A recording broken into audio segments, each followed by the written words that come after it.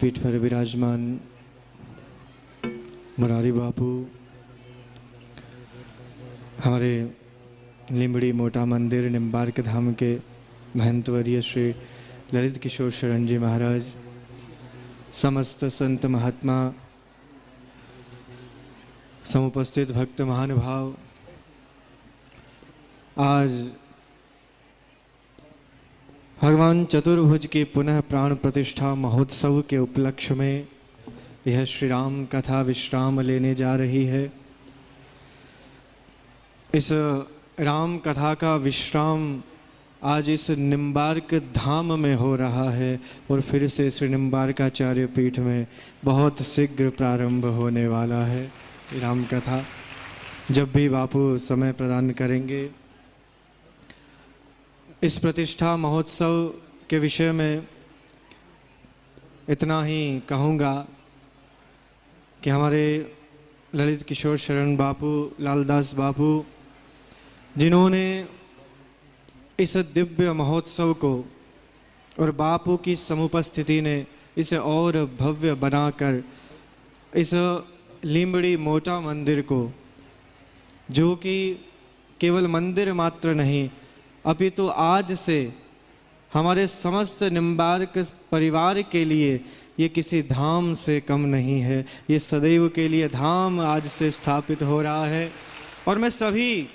हमारे समस्त वैष्णवों से, निम्बार्क परिवार से कहना चाहूँगा कि अपने जीवन में एक बार अवश्य इस निम्बार्क धाम लिंबड़ी में आकर भगवान चतुर्भुज का दर्शन अवश्य करें। बापू, आपकी समुपस्थिति में आज एक विशेष बात कहना चाहूँगा कि हमारी इस निम्बार्क परंपरा में यूँ तो बापू के लिए कोई अलंकार, उपाधि, कोई सब कुछ, कोई विशेष महत्व नहीं रखता, परंतु हमारे आचार्य श्री ने जिस नाम से आपको संबोधित किया, निम्बार्क रत्न, हमारे श्री मुरारी बापू, आचार्य श्री के भाव में, आचार्य श्री की दृष्टि में जब बापू को देखकर ये भाव आया और बापू को इस सुंदर उपाधि से संबोधित किया हमारे आचार्य श्री ने, तो आज मैं अपने समस्त, हमारे सब संत महात्मा सब बैठे हैं, सभी हमारे गुरु भाई बैठे हैं, तो इन सब की समुपस्थिति में और उनकी सहमति से और बापू के सानिध्य में आज ललित किशोर शरण बापू को निम्बार्क रत्न से सुशोभित करना चाहता हूँ।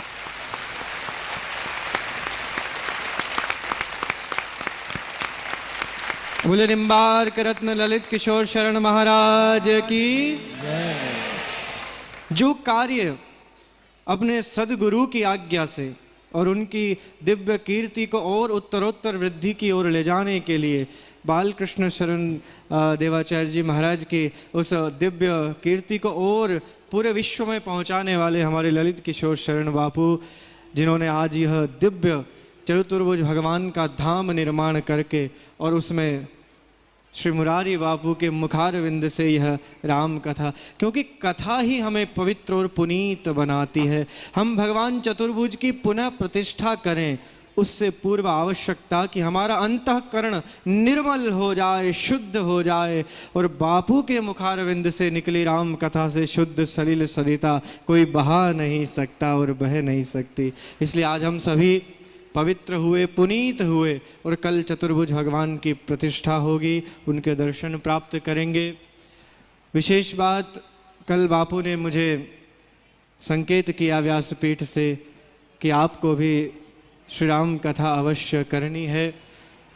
जब बापू से चर्चा हुई तो मैंने फिर बापू से कहा कि बापू, यदि मुझे राम कथा भगवत कृपा से करने का अवसर मिले तो मैं केवल पुस्तकों को पढ़कर राम कथा करूं, ये मुझे स्वीकार्य नहीं, अपितु ये आचार्य पीठ पर जिस पर मैं विराजमान हूँ यह सर्वतंत्र स्वतंत्र है, परंतु जीवन में कहीं ना कहीं किसी एक बापू के शब्दों में बुद्ध पुरुष की आवश्यकता अवश्य होती है सभी को अपने जीवन में। तो मैंने कहा, और ये मेरा ही भाव नहीं, आज यदि हमारे आचार्य चरण सद्गुरुदेव विराजमान होते और मैं उनके चरणों में निवेदन करता, मुझे श्रीमद् भागवत हमारे आचार्य श्री के मुख से प्राप्त हुई, रास पंचाध्यायी का अध्ययन हमारे आचार्य चरणों ने मुझे स्वयं बैठाकर अध्ययन कराया, संगीत की शिक्षा उनसे प्राप्त हुई। मेरे जीवन में, हम सभी के जीवन में उनसे श्रेष्ठ और सद्गुरु कौन हो सकता है। तो हमें उनका सानिध्य प्राप्त हुआ। परंतु यदि मैं उनके चरणों में निवेदन करता कि आचार्य श्री मुझे मानस का अध्ययन करना है, तो मेरे आचार्य श्री, मुझे पूर्ण विश्वास है, मुझे यही आदेश करते कि यदि मानस का अध्ययन करना है तो हमारे बापू के समीप जाना होगा, बापू के समीप। तो मैंने बापू से कहा कि बापू, मैं राम कथा करने से पूर्व मानस का मर्म, मानस का ज्ञान आपके मुख से प्राप्त करना चाहता हूँ। और सहर्ष स्वीकृति हमारे बापू ने दी है। मैं शीघ्र ही तलगा जरडा जाऊंगा और बापू के सानिध्य में बैठकर श्री राम कथा, श्री राम चरितमानस का अध्ययन करने के उपरांत ही आप सभी के मध्य इस कथा का गान करने का भगवत कृपा से जो अवसर मिलेगा। क्योंकि बापू से श्रेष्ठ मुझे नहीं लगता, क्योंकि जब भी भगवान श्री राम के विषय में हम जब चर्चा करते हैं और जब हमें कुछ जो आज के जैसे कुछ अभिनेता हैं उनकी एक छवि आती है, जैसे वो अरुण गोविल जी थे, रामचरितमानस देख देख कर उनकी छवि आती थी। हनुमान जी का जब वो वर्णन सुनते हैं तो दारा सिंह का हमें वो आता है भाव।